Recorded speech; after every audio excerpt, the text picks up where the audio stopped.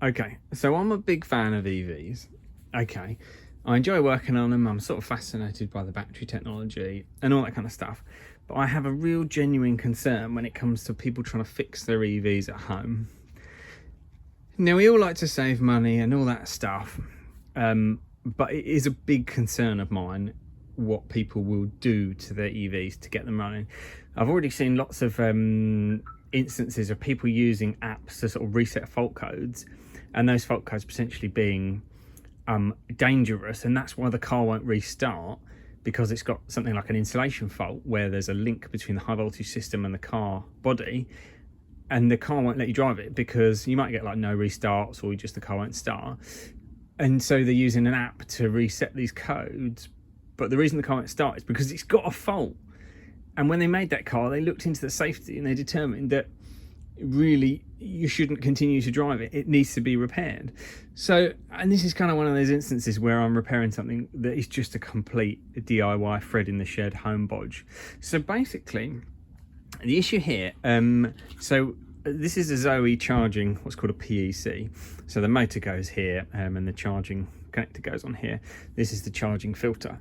So where your charging socket is, so this is the charging socket. Yeah, it's upside down. This is your type 2 socket, and then this is where the mains connects onto the stack, onto the charger. So the neutral pin on these, I've got an old one here. So this is the neutral pin, and it's quite a lot smaller than the others. These cars can do 22 kilowatt AC, but it only uses the neutral when it's doing the 7 kilowatt. But you can see that neutral is quite undersized, and they have a bit of an issue where they can basically overheat and burn out and stuff. So that's what's happened to this car. Oh my goodness. And the customer, basically, or somebody, has repaired this car by basically drilling out where the pin goes. I've cut this off, that's why that corner's missing. Yeah, so they've drilled this out, they've pulled it through somehow, soldered and heat shrinked onto the neutral wire from inside so that there's a bit of wire sticking out. Then they've put this back over the top so that this wire is just poking out, so where there would be a pin, there's a wire sticking out of it.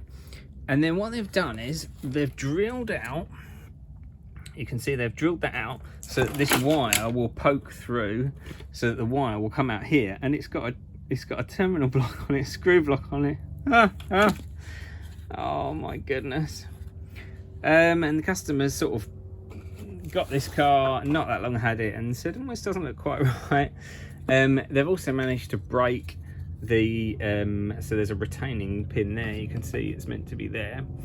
And if you're not really familiar with these plugs, there's a sort of like 3-stage way to unclip them, and if you're not familiar with them, it's easy to break that off because you've not got it into the right position to then allow it to release. You've just forced it off and it's broken that off. So they've broken the plug, they've bodged this back to it, and this has got 32 amps going through it for potentially this car maybe 7.5 hours. Yeah, I mean, it's just, you got to be really careful if you're looking at repairing stuff. I mean, this is not safe. Yeah, I've depinned this connector, and this is the interlock connector, which I'll repair. Yeah, so I'm going to get that. This is an old broken unit because I kind of keep old spares for sort of testing and stuff and parts, and yeah, I've been having a look inside. But yeah, so I'm going to get this socket off here. These ones can slot back in, and then I'm going to get one of the connectors, see if I can reuse a connector. If not, get a new connector and crimp it onto here, and then put it all back in properly. But oh man, what a bodge! This is just dangerous, and I have a real genuine concern that someone will hurt themselves at home, and kind of EVs will get the bad press. Whereas really, it's not the EV; it's the person who bodged it back together. You know, there was safety built in.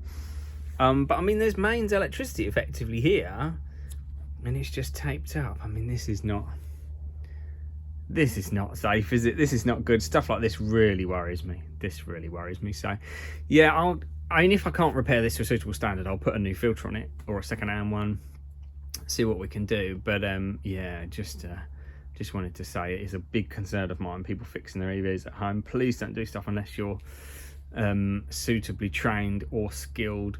You don't necessarily have to have training, you can have experience, you know, I work with garages where they're not mechanics by training, but they're electrical engineers or have other suitable qualifications, have been industry electricians, and then they've got into EVs just because they're sort of fascinated. Yeah, that's fantastic. You've got suitable experience. That's absolutely fine. But yeah, please don't bodge stuff back together. Please be careful if you're using apps to just, blindly reset stuff. Do a bit of research into exactly what it is. Okay, it'll get you to work that day, but please get the car booked in and get it fixed properly. Or take your time, even if you're going to do it yourself, take your time, understand it and repair it properly.